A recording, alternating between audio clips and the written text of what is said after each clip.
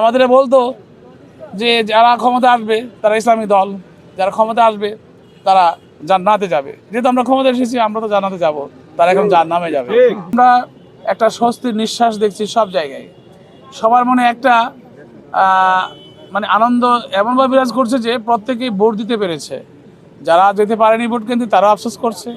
বিশেষ করে জনতার স্রোতের কাছে অশুভ শক্তি, ওই জান্নাতি টিকেটওয়ালাদের শক্তি কাজে লাগে নাই। জনতার শক্তি বিজয় হয়েছে। আমরা দেখেছিলাম যেভাবে জান্নাতের টিকিট বিক্রি হয়ে যাচ্ছে, আমরা বিএনপি যারা করছি আমরা হয়তো জান্নাতের টিকিট আর খুঁজে পাবো না। কিন্তু দেখলাম জান্নাতের এখন জাহান্নামের দিকে যাচ্ছে।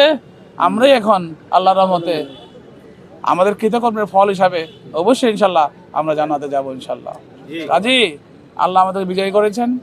কারণ আমাদের বলতো যে যারা ক্ষমতা আসবে তারা ইসলামী দল, যারা ক্ষমতা আসবে তারা জান্নাতে যাবে। যেহেতু আমরা ক্ষমতা এসেছি, আমরা তো জান্নাতে যাব, তারা এখন জাহান্নামে যাবে।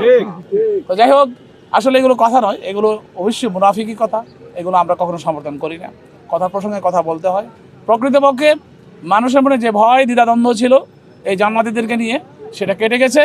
এখন আর জান্নাতি নয়, এখন সবাই আমরা মুসলমান, ইসলামিক রাষ্ট্র বাংলাদেশ। আমরা সবাই ধর্মনিরপেক্ষতা নিয়ে কাজ করছি, সবাইকে নিয়ে কাজ করব, এবং সেটি আজকে বিরাজ করছে সব জায়গায়। হিন্দু, মুসলিম, বৌদ্ধ, খ্রিস্টান সবাই কিন্তু আজকে আনন্দিত, উৎফুল্লিত।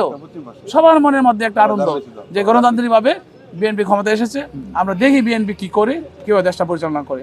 অবশ্যই তারেক রহমান সাহেব, বর্তমান প্রাইম মিনিস্টার, বিএনপি চেয়ারপারসন, উনি অবশ্যই এমনভাবে দেশ পরিচালনা করার জন্য সূচনা করেছেন যেটা আমাদের মনে অনেক আশা আকাঙ্ক্ষার প্রতীক হয়ে দাঁড়িয়েছে। কাজে আমি মনে করি মানুষের মধ্যে একটা স্বস্তির নিঃশ্বাস এসেছে। মানুষ অবশ্যই একটা সুফল পাবে ইনশাআল্লাহ।